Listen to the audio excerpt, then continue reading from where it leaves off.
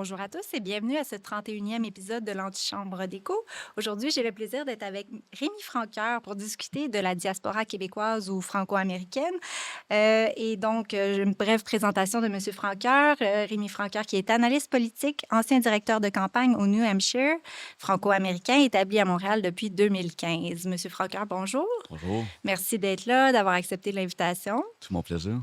Alors, pour cette première partie de l'entretien, j'aimerais ça qu'on parle de votre enfance, du fait d'avoir grandi au New Hampshire et de ce que ça a signifié de grandir comme franco-américain là, dans un environnement évidemment anglophone et Mhm. culturellement peut-être différent de vos racines.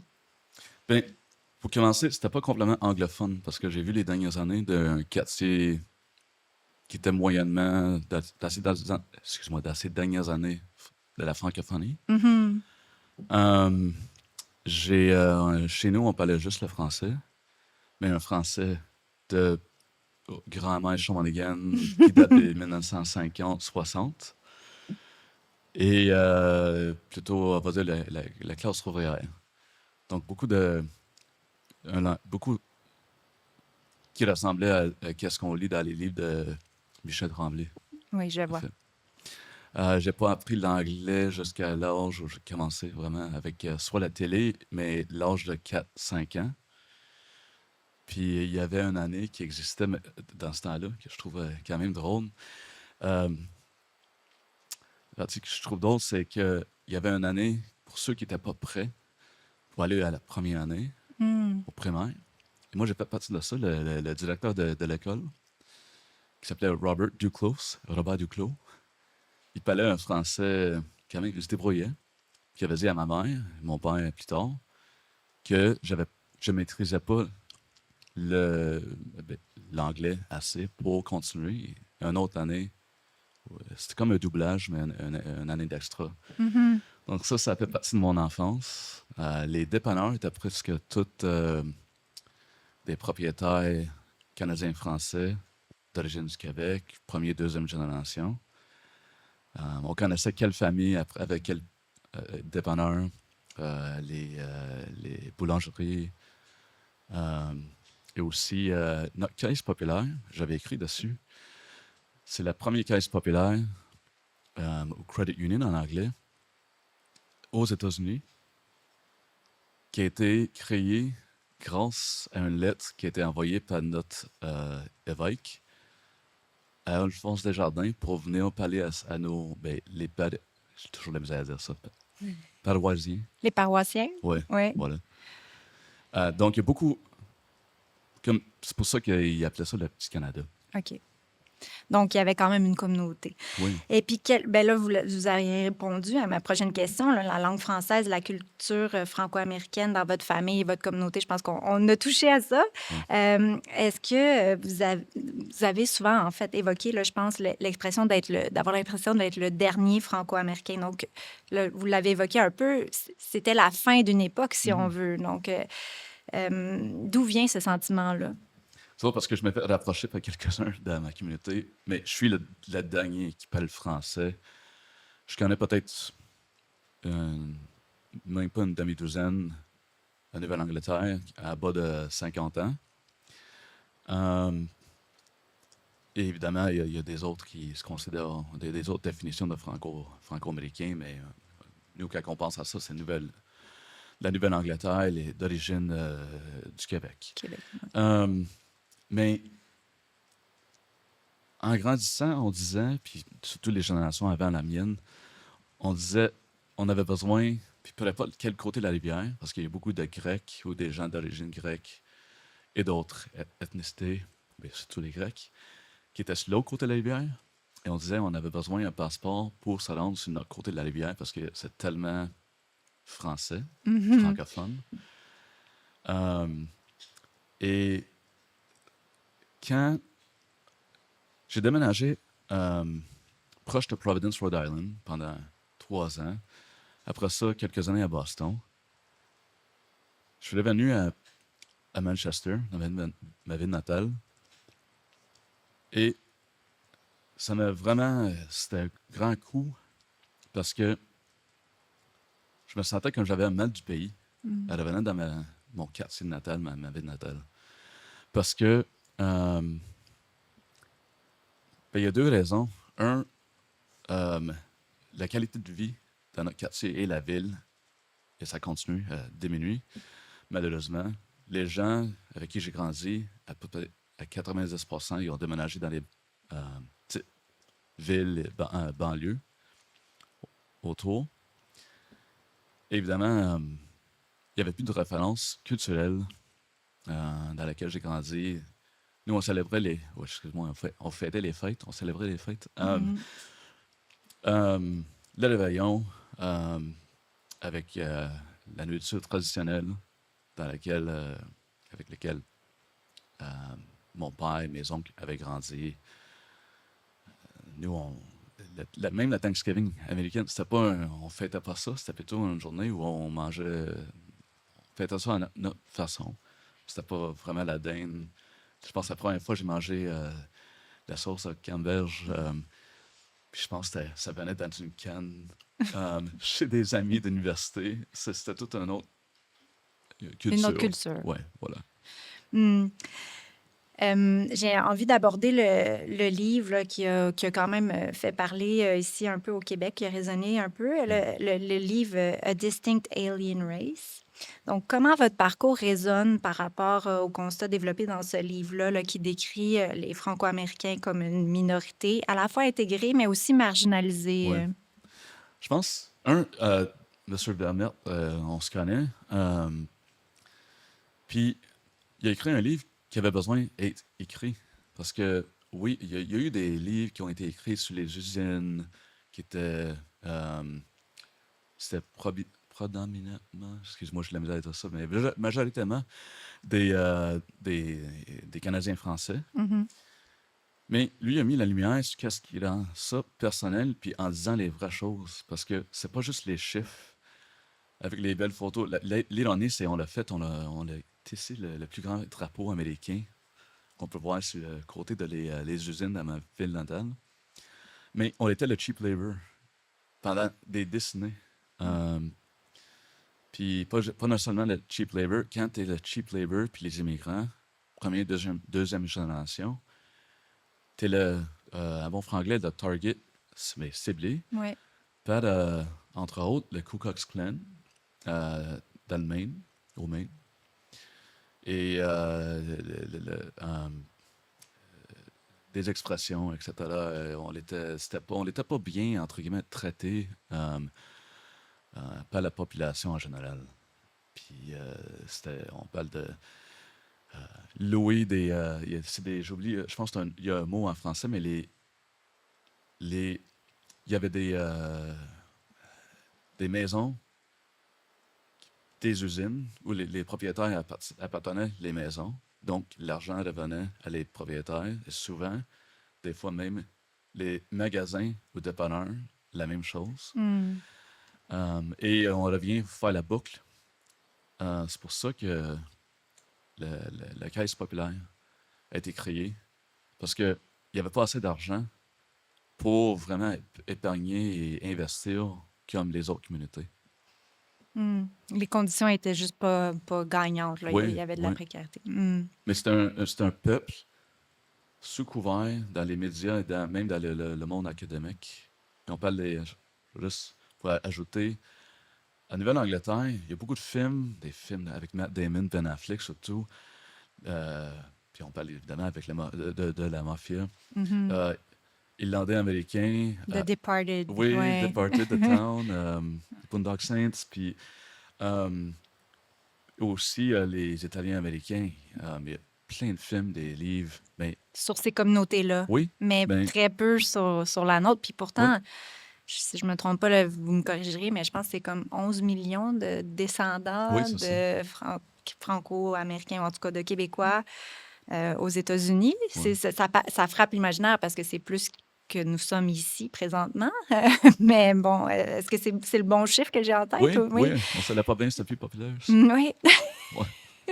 Alors, c'est pas rien. Puis effectivement, il n'y a pas beaucoup d'espace dans la culture pour nous, finalement, ou en tout cas notre présence aux États-Unis, peut-être moins célébrée ou représentée à l'écran. que d'autres. Ce côté-là, je pense que ça change depuis à peu près au moins 7 à 8 ans. Faut rapidement ajouter, il y a qu'est-ce qui a commencé dans ma ville natale par des amis, euh, qui est Poutine Fest, Ah oui. Festival de la poutine, puis c'est énorme.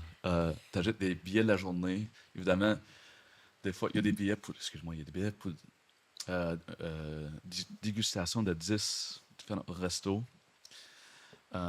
Puis évidemment, à la manière américaine, il y a des comment on dit ça, voyons, je trouve, contests. Des Euh, concours. des concours pour qui peut manger la poutine de 5 livres, Oh, quelque chose. wow. Mais il y a des podcasts. Il y a au moins 2, 3 vraiment bien écoutés. Oui, je pense que ça change avec le logo.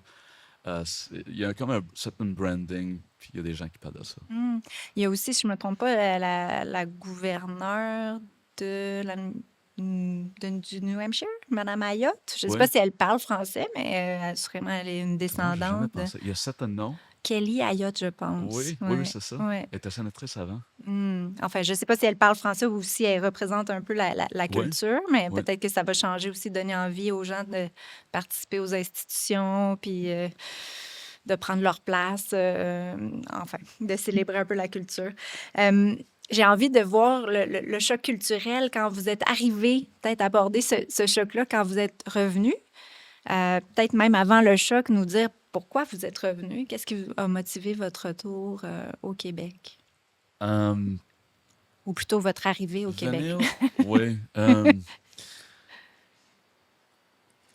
Comme j'ai mentionné avant, euh, le, le, le, le sentiment d'avoir le mal du pays Hmm. dans ma ville natale.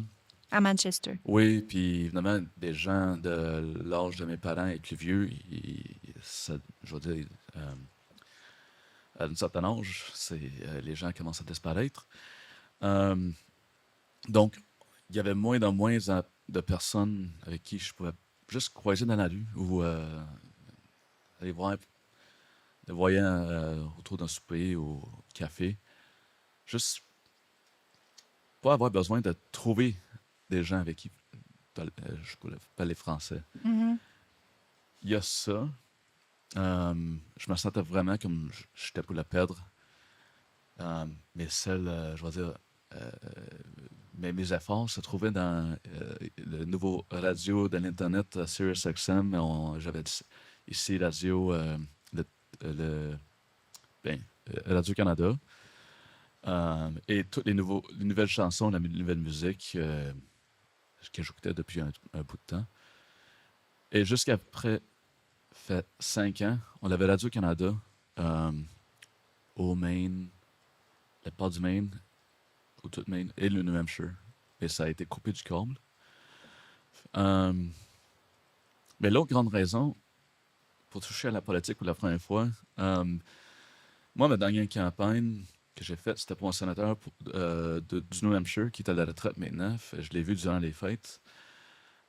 Euh, et lui était un grand, quand même proche avec Hillary Clinton. Moi, la campagne ne me parlait pas autant. J'avais fait à peu près un an de gestion crise avec certains élus et PDG, etc., exécutifs.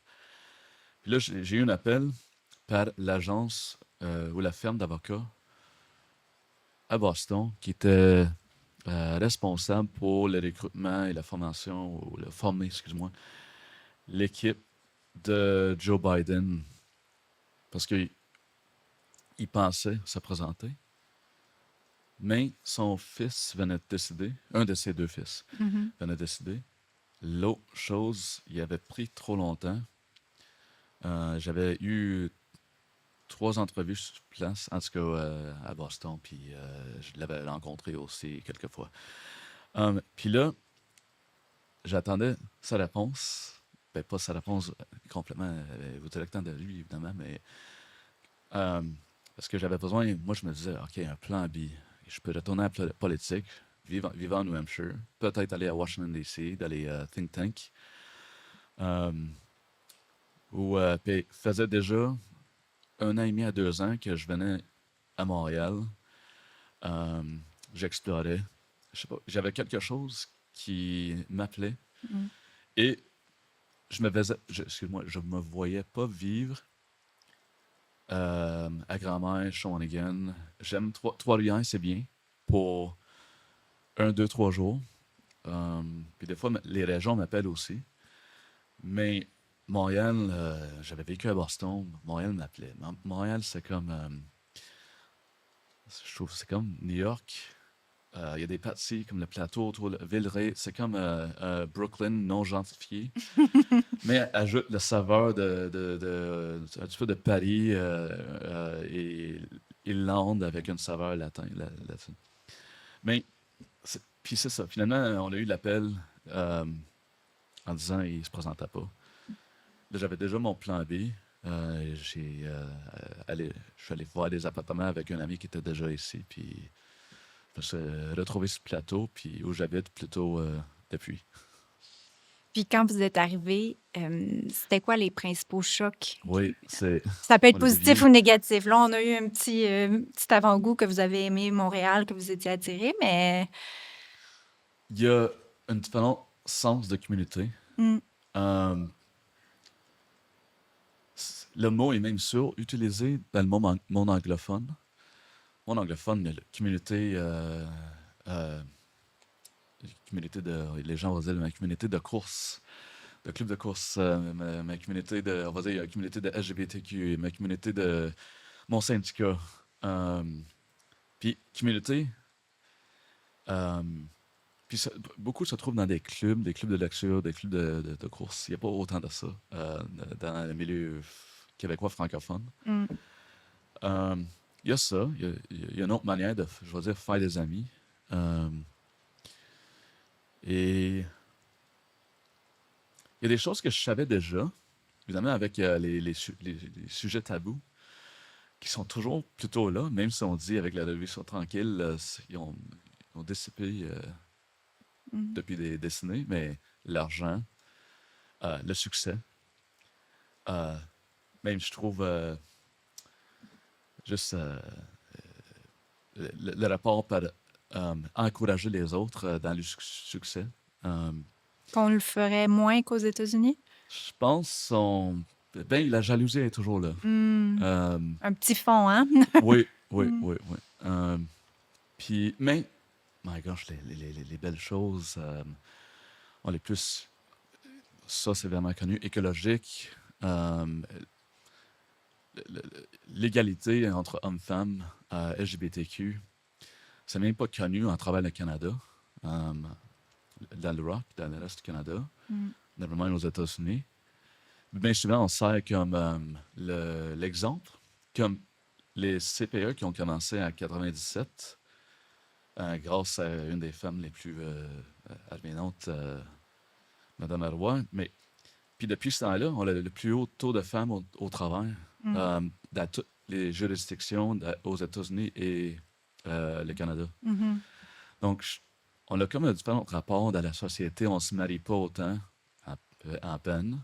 Hmm. Le nom de le mari aussi. C'est les grandes différences, même à comparer de où je viens, parce que oui, on est d'origine canadien-français, du Québec, mais moi, j'aime appeler ça je ne sais même pas si c'est euh, mâle ou féminin, mais Féminin ou masculin, ouais.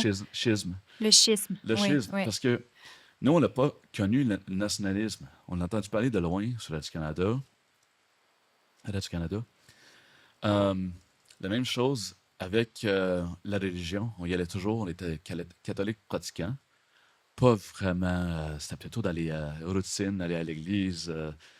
On appelait CCD, qui était comme une soirée de 2 heures pour ceux de nous qu'on était au secondaire pour faire nos sacrements. Mhm. Donc, il y a, oui, il y a des différences euh, de société même entre nous, mais oui, j'ai remarqué ça, puis c'est sûr. Qu'est-ce qui m'étonne toujours, c'est qu'ils ne sont pas connus. Mhm. Même l'autre côté de la frontière en Ontario. C'est vrai. Mhm. C'est vrai. On a touché un peu au sujet de la politique américaine, des campagnes et de votre regard par rapport à tout ça, mais on l'a mentionné, vous avez été directeur de campagne dans le New Hampshire.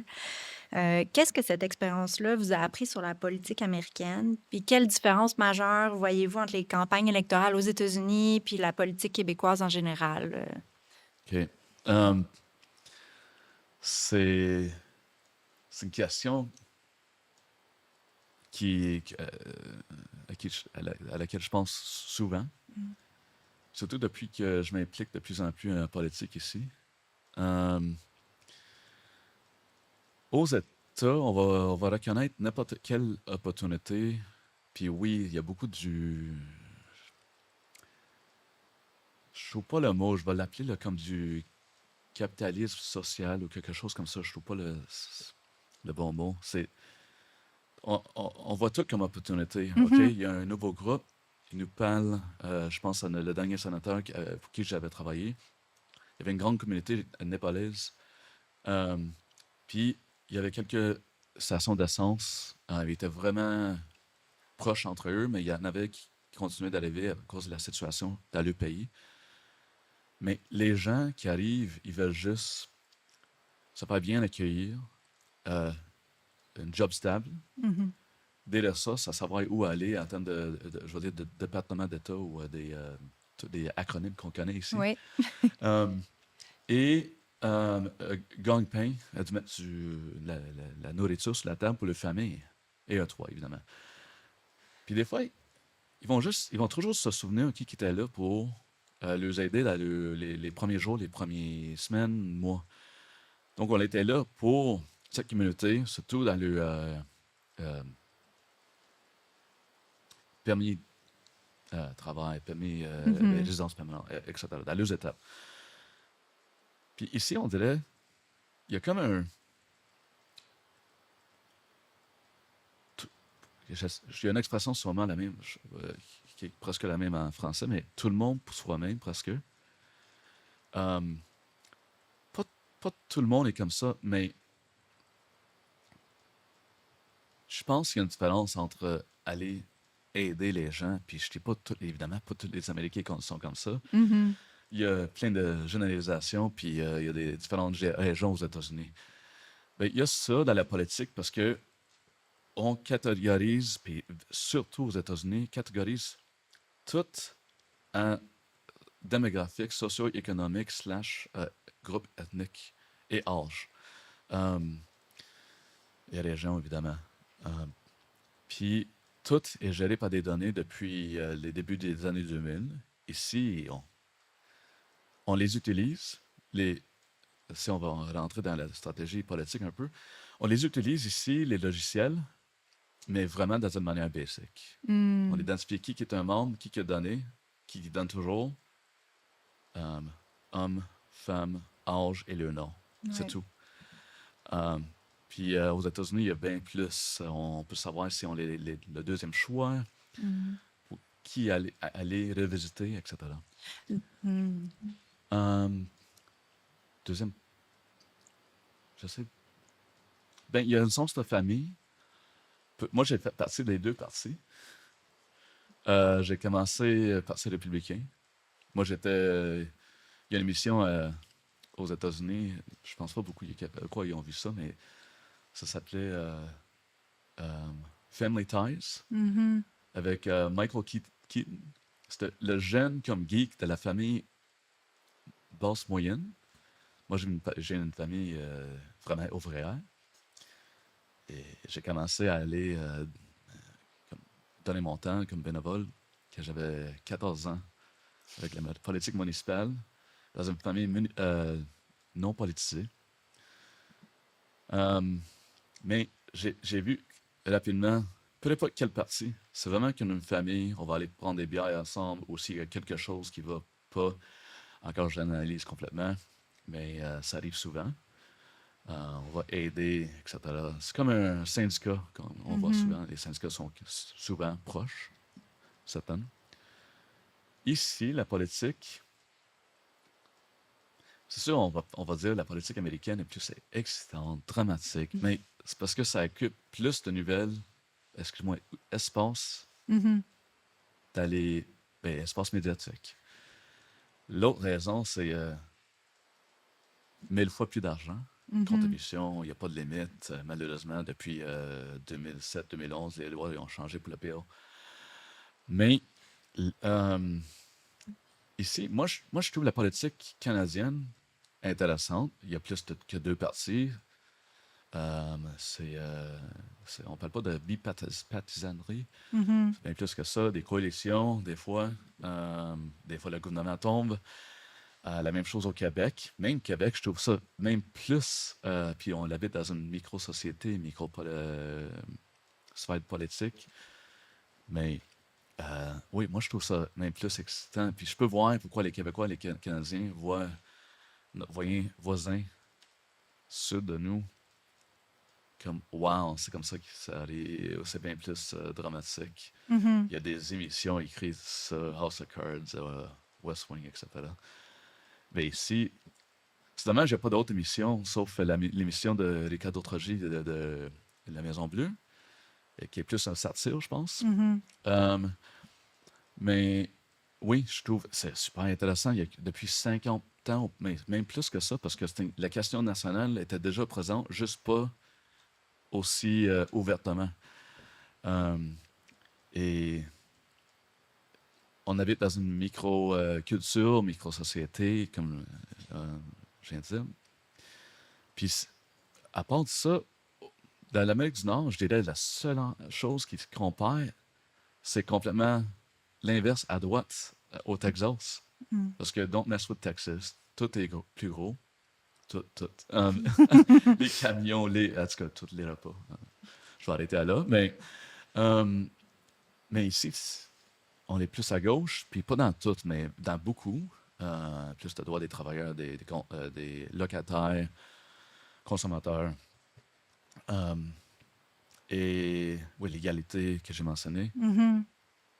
Mais la politique ici, puis de toute façon, on se parlait juste avant, quand je suis arrivé, c'est la première fois que je parle en entrevue depuis ma sortie ou mon coming out comme indépendantiste le 10 décembre de la presse. Ça faisait longtemps que je voulais, euh, mais je pense que c'était pas le temps.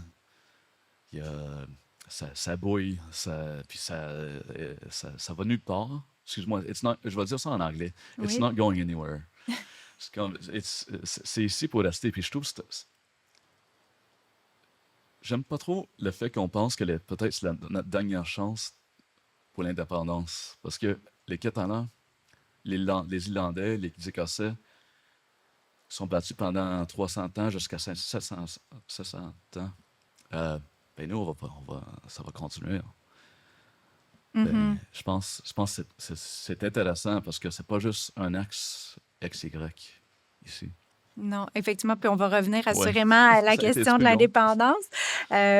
Moi, j'ai accroché sur le début des différences, là, si on veut, entre la politique américaine et québécoise, au niveau des données, là, qu'on serait comme pris à un niveau très basique là, de l'utilisation des données, peut-être de rentrer moins dans les...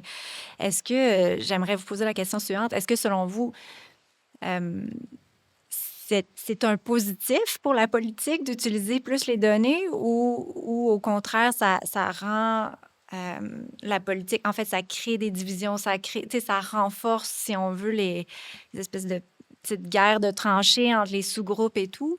Mhm. J'aimerais vous entendre là-dessus Ouais. brièvement.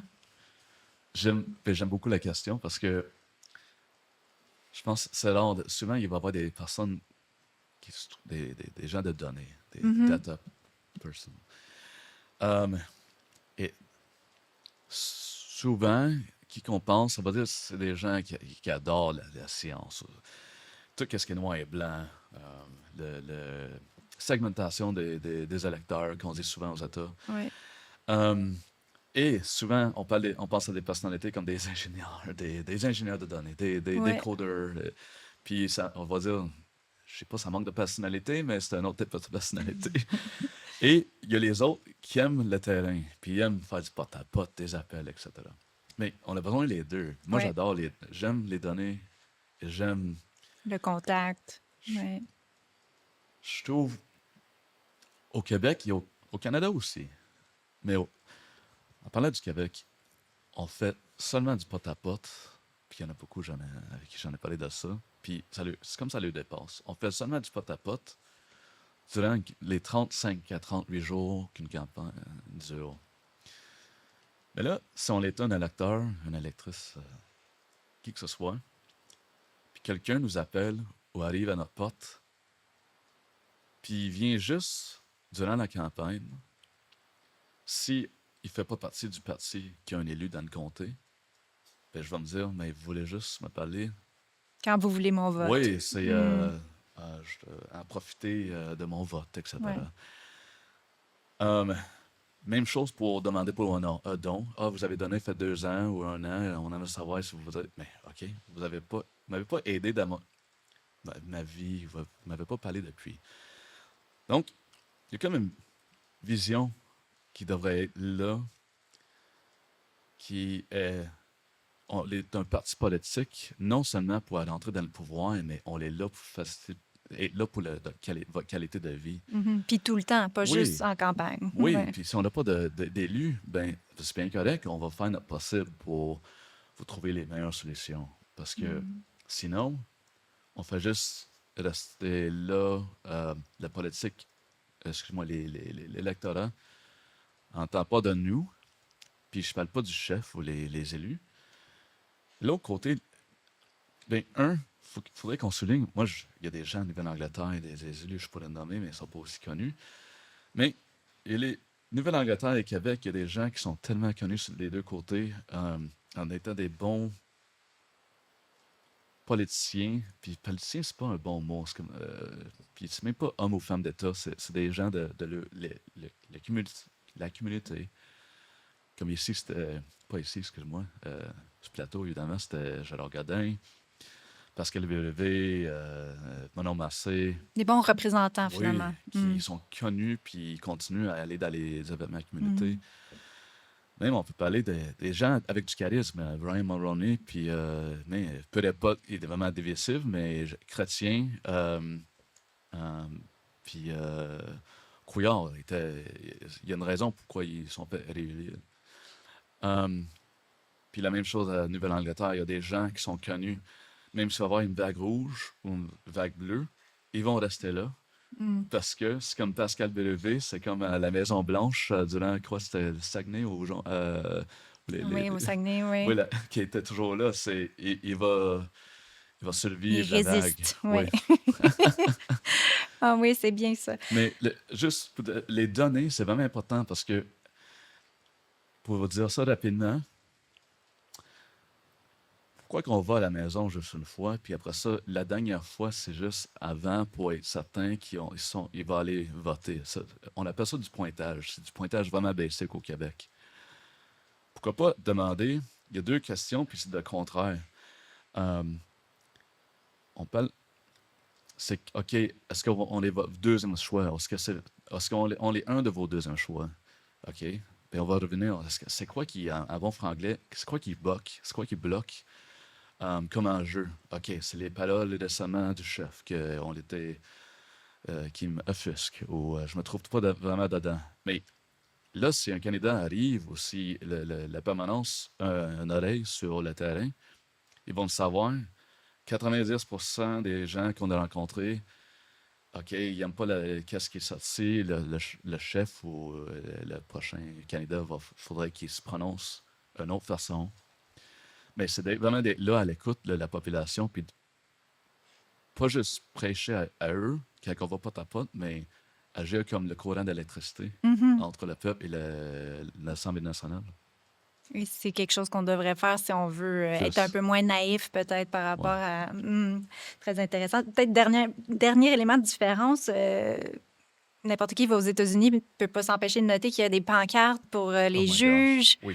pour les élections scolaires. Nous, on a perdu là, Ouais. récemment les élections scolaires. Mais qu'est-ce que vous pensez de ça? Est-ce que c'est quelque chose de positif pour les États-Unis ou est-ce qu'on est mieux avec un système comme le nôtre? Moi, mes premières élections ici, moi, je suis arrivé 2 mois après l'élection de Trudeau à 2015. Euh, mais moi, ça m'a marqué. Toutes les élections aux États-Unis, il y a pas de visage sur les pancartes. C'est une drôle de. Peut-être, c'est même pas ça, je pense que vous Mm. demandez. Non, mais c'est vrai que c'est Mais une autre c'est différence. drôle parce qu'on dirait que c'est des pancartes. Puis là, je dis, c'est tous les partis. C'est pas comme je dis ça contre pro Ouais. vers un parti. Mais ça paraît comme des. Un sont bien, des yeux bleus. Tout le monde est bien fait. Puis, euh, mais ça paraît un peu comme des pancartes de courtier immobilier. Oui. Mais aux États, oui, c'est toujours, presque toujours bleu foncé, rouge avec des étoiles, évidemment, parce que c'est ça les Mhm. couleurs, les symboles nationaux des États. Puis c'est vraiment concis. OK. Le slogan de la campagne, le nom, souvent c'est juste le nom de famille et l'année. Souvent, on met presque jamais le nom du parti. Mais euh, il y a beaucoup de pancartes. Oui. Comme même ici, on va dire si je me présentais en politique, moi j'aime ça. Il y a beaucoup, pas beaucoup de commerces qui se présentent et affichent, voilà. Ouais, qui C'est un petit s'affiche. peu double entendre, mais Oui. qui s'affichent avec les affiches. Dans les fenêtres, ben c'est vrai, je comprends, il y a certains endroits où c'est vraiment chaud entre deux parties ou beaucoup de parties. Mais euh, aux États-Unis, je peux penser, ou même dans ma ville natale, où vont mettre ça sur la vitrine de restaurant, ils vont savoir. Mhm. Ou même ils vont même faire un deal, c'est celui qui nous a approchés, soit le premier où il est venu le plus de froid, le plus, ou ils vont mettre les deux des fois, une fois de temps en temps. Euh, Même, on voit tellement de pancartes, il va y avoir un voisin avec beaucoup des grandes pancartes avec l'autre voisin. Oui. J'ai Bien, déjà vu. ça débute, je dirais, au Québec, parce C'est- que lors des dernières élections Ouais. municipales, on a vu apparaître dans plusieurs villes des pancartes de terrain, Mhm. ce qui n'existait pas vraiment avant dans la tradition, Pour là. préciser, c'est pas des. Je pense, qu'est-ce que vous dites? C'est pas des terrains publics. Non, privé, privé. Des Exact. gens qui s'affichaient, qui Oui. mettaient leur couleur. C'est pas quelque chose qu'on voyait Mhm. souvent au C'est Québec ça. avant. Puis là, ça, pour vrai, pendant la campagne municipale, je l'ai remarqué. Donc, Ouais. peut-être que ça va commencer à faire une percée. Puis on aura plus de À pancartes voir. comme aux États-Unis. Surtout avec cette année au Québec, avec l'élection. Oui, oui, Mais intéressant. il y a toujours l'expression, on a toujours dit les pancartes ne votent pas. Non. Parce qu'il y a eu beaucoup d'élections où il y avait plus d'argent, plus de fonds, et plus de pancartes qui ont passé. Ben, qu'est-ce qui compte? C'est pas les pancartes, c'est les serrer les mains puis aller voir les gens et les écouter. Pas Mhm. seulement parler à Non, les le gens. terrain, le Ouais. porte-à-porte, oui, tout à fait. Euh, Si on se rapproche un petit peu plus là, des événements récents, comment percevez-vous la réaction des Québécois face à Trump, à son élection, puis aussi comment ça, dans le fond, la politique canadienne aussi a été cooptée, là, on l'a vu lors de la récente Oui. élection fédérale. Est-ce que cette réaction-là est en décalage avec les liens historiques, culturels et économiques qui unissent le Québec et les États-Unis? Ça va faire du bien, ça va être la première fois que je vais me prononcer ce partisanerie ici. Mais moi puis je vais dire ça dans une belle façon. C'est sûr, les Québécois sont. Oui, on peut dire. Ben, je vais dire on, mais moi, je me sens pas frileux. Moi, je m'assume. Faut pas. Non, c'est pas notre dernière chance. Puis, juste parce que Trump est à côté. Non, c'est pas le bon timing. Non, Mhm. écoute, les Irlandais, ils ont fait leurs indépendances durant la Première Guerre mondiale. Ils ont même, en tout cas, ils ont commis des gestes qui étaient. Oui, ils ont pris des armes des Anglais. On parle de d'autres choses, évidemment. Mais euh, pourquoi on doit toujours. Il y a beaucoup des indépendantistes qui parlent de attendre la prochaine crise, ou on a besoin d'une crise, ou on a besoin d'un autre parti qui va être fort dans ce comté pour qu'on va. Non, mais je pense qu'il faut vraiment travailler fort, même si on l'est déjà. Mais on parle de l'indépendance depuis 1 an et demi à peu près minimum, puis on va dire que le PQ est en avance dans les sondages. Là, ils ont reculé de pas 3 points, puis la couverture médiatique, c'était ça, même si est loin d'en avance dans les autres partis. Ouais. Puis toujours entre 36 et 39%. C'est pas vu depuis, je pense, c'est 13 à 15 ans ou plus. Mhm. Et pas souvent. Le fardeau, c'est une expression que j'ai appris depuis ça fait pas trop longtemps, est plutôt sur le côté où la pente est plutôt haute, plus difficile, sur le côté, les parties du oui, parce que les gens pensent, ben, ça va créer l'instabilité. Évidemment, certaines parties fédéralistes ben, c'est, qui se trouvent plus dans les parties traditionnelles qu'on voyait aux États, Mm. au côté fédéral. Euh, mais la politique ici, je pense, OK, parce que là, on les deux, fin de première semaine de janvier 2026. Euh, Pendant un bout de temps, évidemment, il y a eu les dernières élections, fait 8 mois, où le Bloc a perdu un siège, je pense, ses sièges.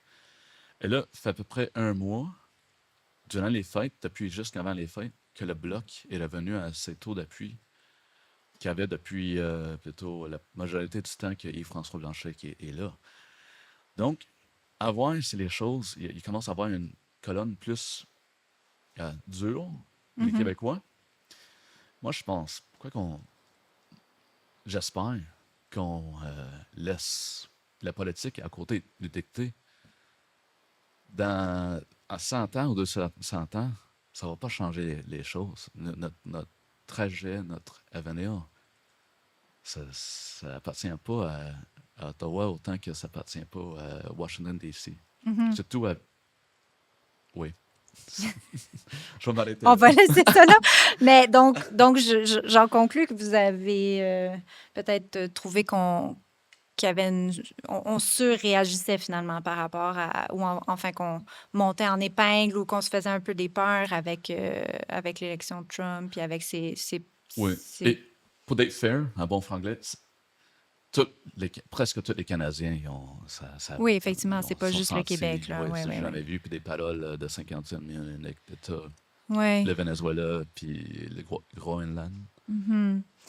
Donc, parce que j'ai lu votre article là, dans Le Devoir, je crois, qui parlait de ça aussi, parce que là, on sentait qu'il y avait peut-être une envie de faire une récupération politique justement pour dire c'est pas le temps de Hmm. parler d'indépendance ou de parler de souveraineté parce qu'il y a cette crise et qu'on doit rester tous unis. Et puis, même des déclarations à l'effet que les Québec voulaient donner le Québec, en fait, les partis souverainistes voulaient donner le Québec à M. Trump.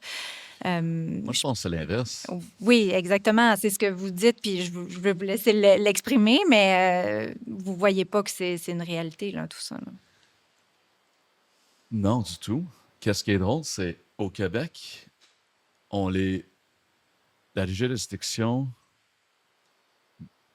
ben, je vais inclure les États-Unis dedans, qui est le moins américain dans le sens États-Unis. Mhm. Euh, on, on ben, il y a des différentes opinions, mais euh, les programmes sociaux, l'éducation le plus. Ça, on le connaît, mais c'est pas aussi connu encore. C'est des choses qui sont pas connues en travers le Canada ou fermées. L'éducation le plus accessible. Mhm.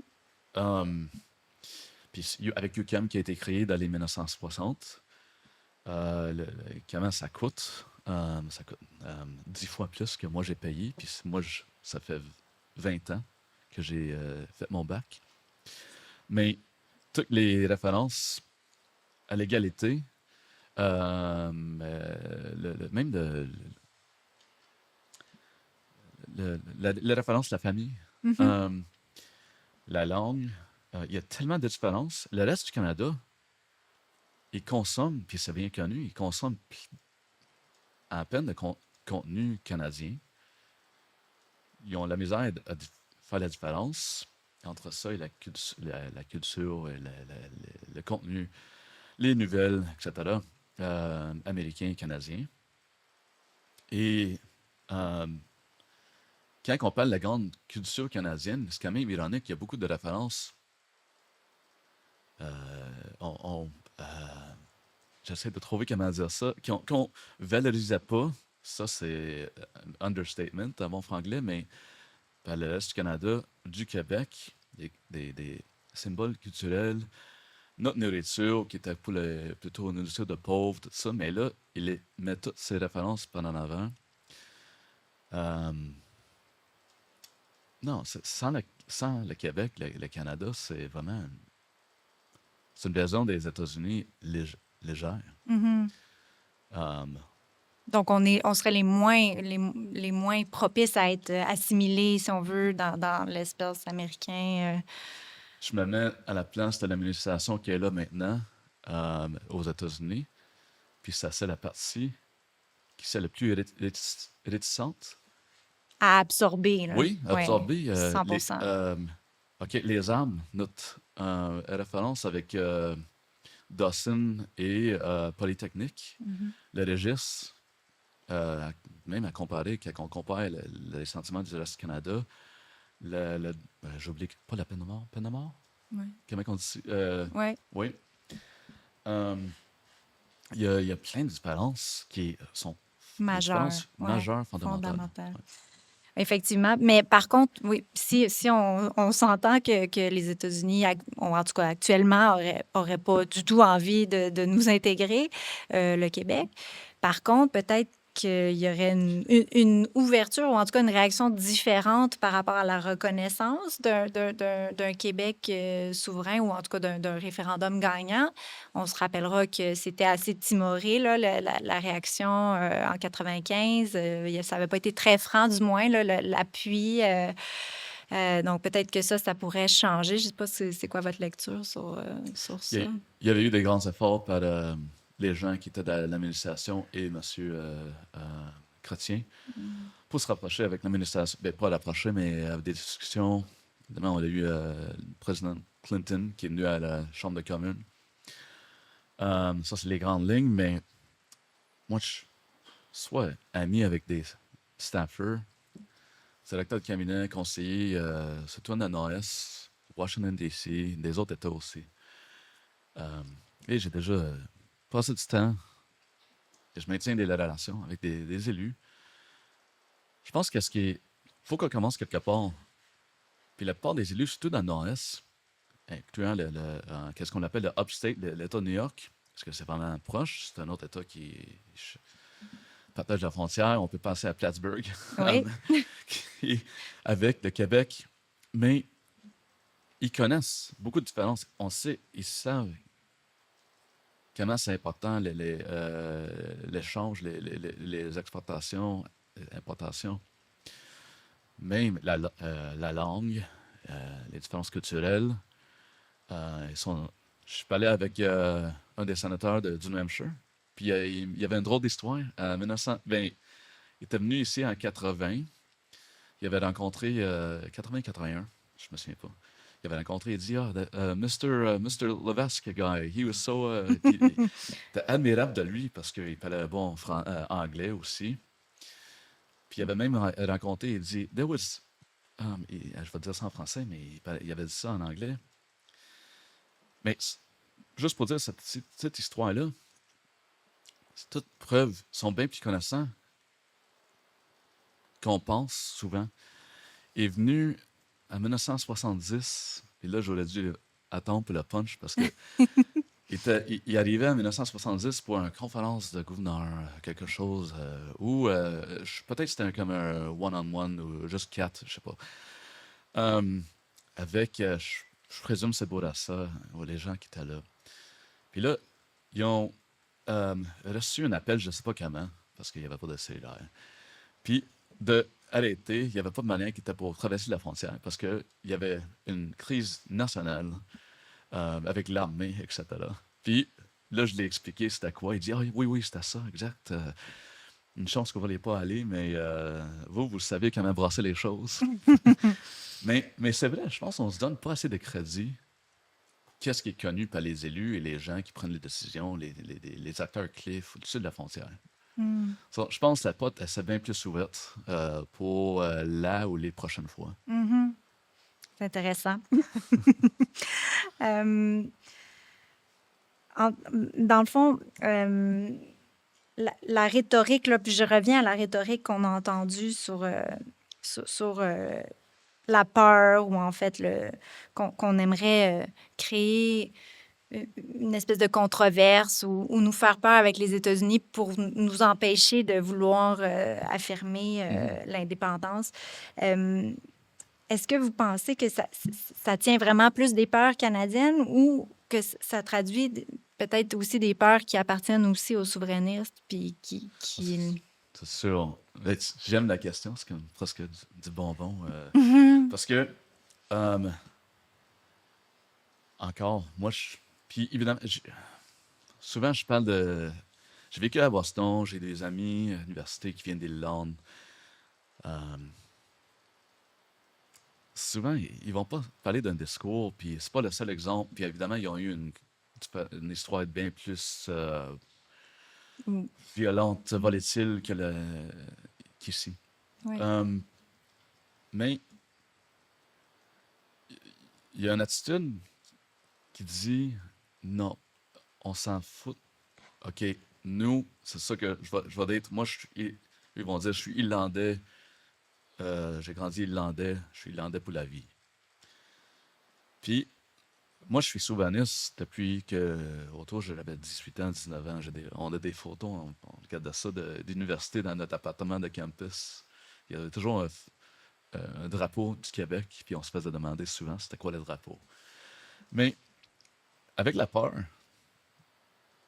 je comprends, ça vient de loin, ça vient de notre histoire, évidemment, l'Église. On n'avait pas le droit d'avoir toutes les carrières qu'on voulait, surtout avec les finances. Les francophones n'y allaient pas à McGill. Les CA qui sont sous les murs de la Banque de Montréal devant la basilique, il n'y a pas un nom francophone sur les CA durant les premiers 100 ans. Mais quoi qu'on a peur, qu'est-ce qu'on a eu depuis le premier référendum de 1980? OK, des droits plutôt d'immigration. Mhm. Euh, la peur. On s'est fait dire, OK, il enlevait les réserves d'or avec les camions Brinks. OK. OK, vous voulez nous garder, mais mais ça apparemment était vide. Euh, les pensions, c'est un autre. Je me souviens que ma famille parlait de ça quand on y allait visiter. Mes grands-parents et mon oncle réel à Shawinigan. Euh, Puis il parlait de l'actualité des années 90. Mon oncle qui avait un bar qui s'appelait le Chaumière à Shawinigan. Puis les gens parlaient de l'actualité. J'étais vraiment jeune. Mais je me souviens, on va prendre nos pensions, nos pensions. Mhm. Mais non, on va pas prendre nos pensions parce que. Puis c'est facile à moi pour dire, j'ai pas 55 ans, 60 ans. OK. Mais c'est qu'est-ce qui nous. Euh, la même façon que voyons, excuse-moi, les bourses militaires, tout ça a divisé, puis si le Canada veut être fair, ben, il doit attendre qu'on va être fair, ça va être mutuel en termes d'être correct les deux côtés. Mhm. Il faudrait qu'on se prenne à les bottines, puis vraiment, pourquoi avoir la peur? Il n'y a pas de raison pour avoir la peur. Puis oui, il va y avoir une correction côté économique, c'est sûr. De la même façon qu'on quitte la maison, mais c'est sûr, ils ont une petite peur ou peur entre peur et un peu rage, frustration des Canadiens anglais. Mais c'est là qu'ils sont capables de nous dire pourquoi ils veulent pas qu'on parte. OK, ben, on s'appuie plus unis, plus grand, une meilleure force. Mhm. OK, mais à part de ça, vous voulez qu'on reste à cause de ça?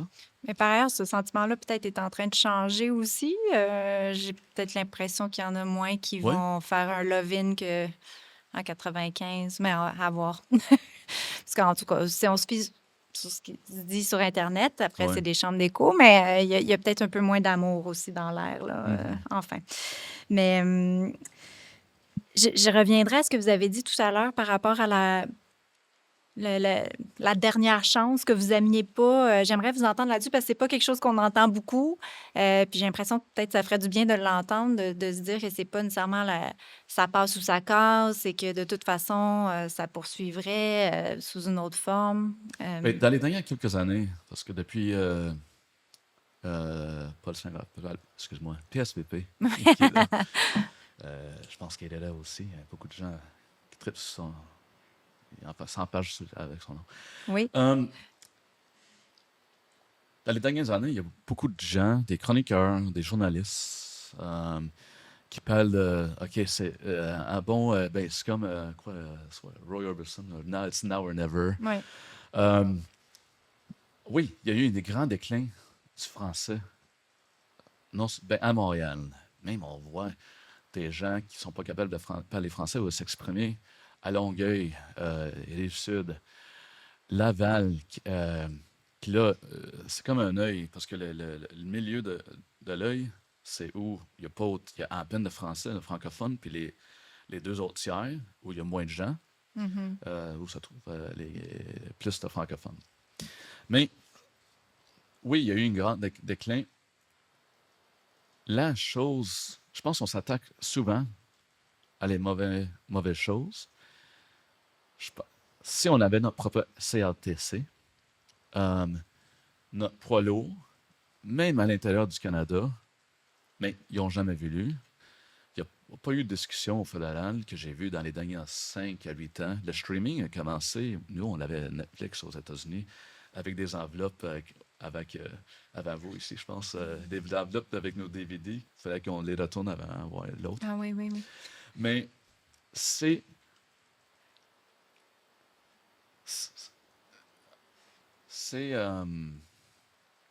faut pas qu'on voit ça comme notre dernière chance, mais c'est urgent, oui.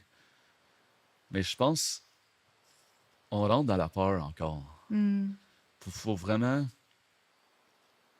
Il y a un mot en anglais qui. Là,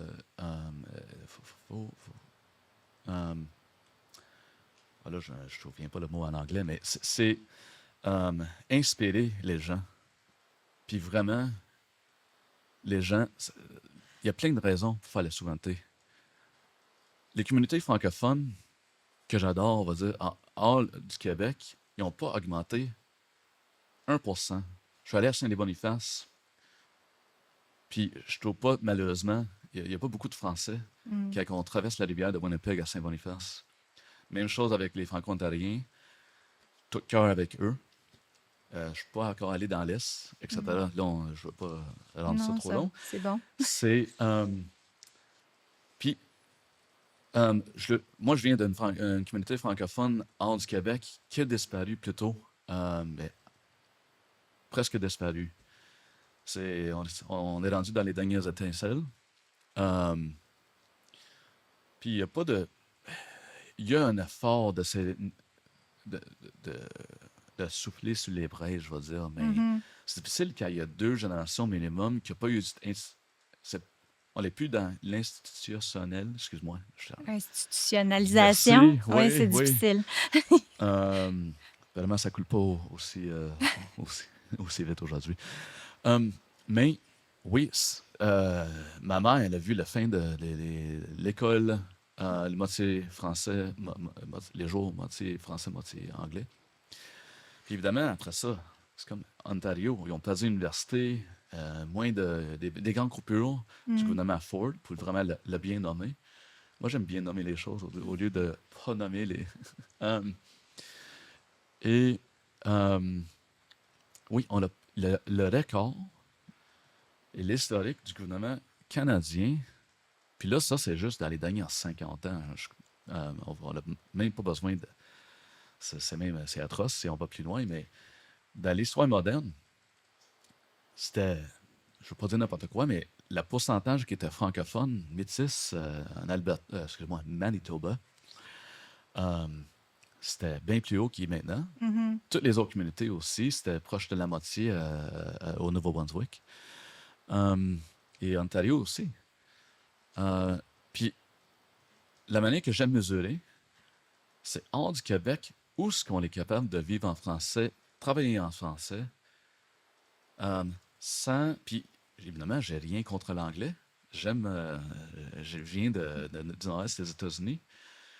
Euh, mais c'est où, dans le reste du Canada, qu'on est capable de vivre notre vie quotidienne, si on veut, entièrement en français, en travaillant en français? My God, on est rendu dans les deniers des deniers dans Mhm. l'entonnoir.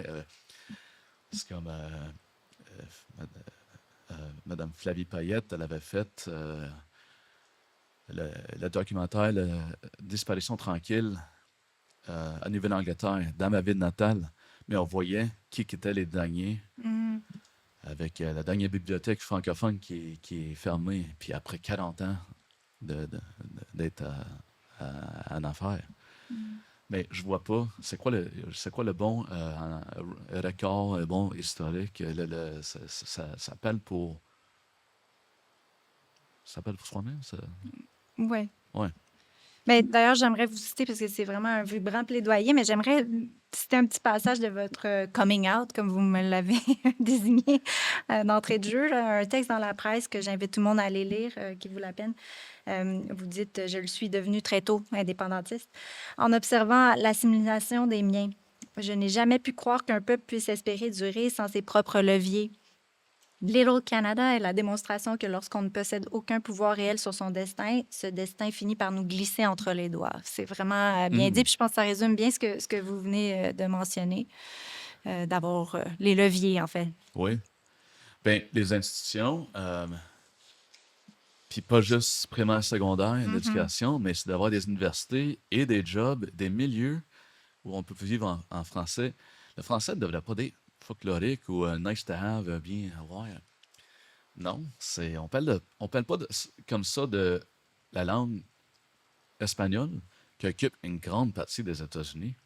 Puis, évidemment, ça faisait partie du territoire avant que les États-Unis y ont pris ben, Mhm. une partie de ce qui est maintenant le Mexique. Mhm.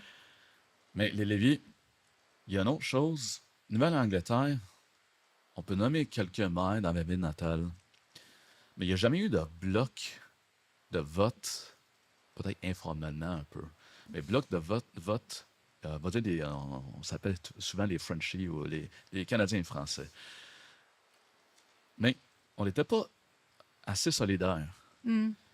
My God, il y a certaines villes, je peux penser autour de Boston, rive nord, rive sud, tout dépend de quelle rive, c'est irlandais.